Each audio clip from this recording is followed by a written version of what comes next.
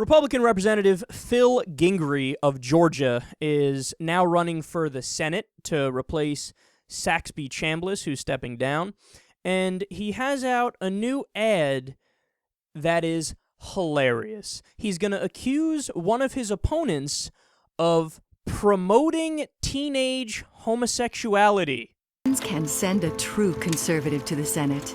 But will we condone Karen Handel's vote for YouthPride that promotes teenage homosexuality?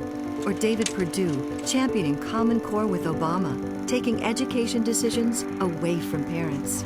Or Jack Kingston siding with liberals, surrendering to Obamacare? Phil Gingrey's the true conservative. He will repeal Obamacare and never betray our conservative values. I'm Phil Gingrey, and I approve this message. I have so much to say about that ad. It's just 30 seconds, but my thoughts keep popping up in my head. Why are we still saying, I'm so-and-so and I approve this message? Yeah, we know you do. It's your fucking ad. Your super PAC paid for it. We know that you approve of it. Okay, we could drop that part. I don't know why people still do that. And then they always have to have, at the end of a political ad, do you notice this? It's always like the family walking through a field with like this certain lens on the camera to make it look like an emotional moment, and they're holding hands and they're looking in each other's eyes, and they just try to portray themselves as angelic and an ideal family all the time with the fakeness. It's so fake. It's so overproduced. It's just gross. And it's also, they always portray themselves as angelic and ideal after they finish viciously attacking people in misleading ways. It's like, I'm going to show you how gross of a person I am and make shit up about my opponent, and now look at me frolicking in a field and looking at a rainbow with my loved one. Everything about politics, everything about these political ads in the U.S., it's like, you're all such tremendous assholes and so stupid. Like, we all see right through you. It's so transparent. That only, appeals to the dumbest people in the country. But then, well, I haven't even gotten to the substance yet. My favorite part is, my opponent promotes teenage homosexuality. Promotes teenage homosexuality. Let's think about this. Is there a single group in the U.S., is there a single group in the world that promotes teenage homosexuality or promotes any kind of homosexuality? Nobody promotes homosexuality like nobody promotes straightness. There are some groups, and thankfully there are, all groups should be like this, where you accept people who are already gay, because you can't just change your sexuality. It's hardwired in your head. You are what you are. There's a spectrum of it. You could be straight, bi, or gay, or, fall somewhere on the spectrum, right? Nobody's promoting. They act like a group gets together on a Thursday, and they're like, all right, kids, let's have a conversation here. Johnny, I want you to come over here, get down on your knees, and blow little Timmy.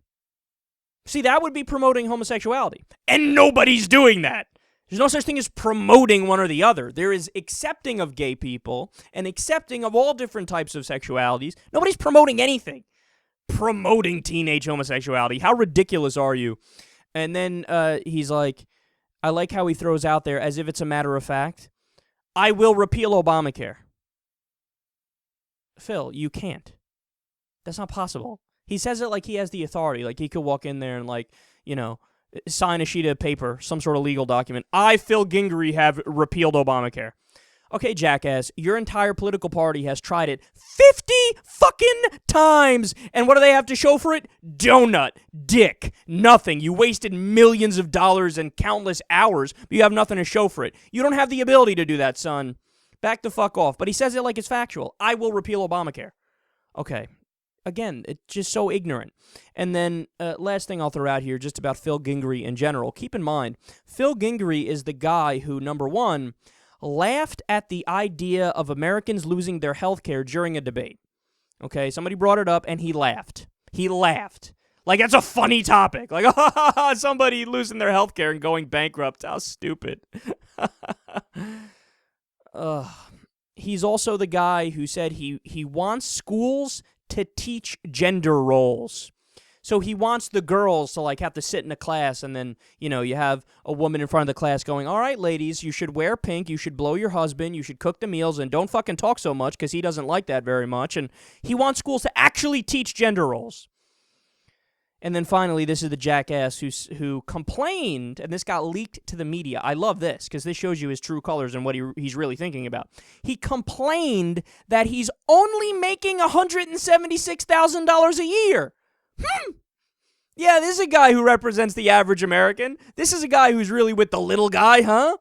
He's bitching about making $176,000 a year. He doesn't give a fuck about almost all of his constituents who make less than $50,000 a year. But he's wah, wah, wah. I'm in the top 5% of income earners, and that's not enough. Wah, wah, wah. Do you have any idea how many people would do anything to get to that $176,000 a year number? Again, 95% of the American people make less than that, so 95% of them want to make $176,000. Guy is so out of touch, so ridiculous, so stupid. If anybody falls for this, if anybody votes for him, you're just as dumb, if not dumber than he is.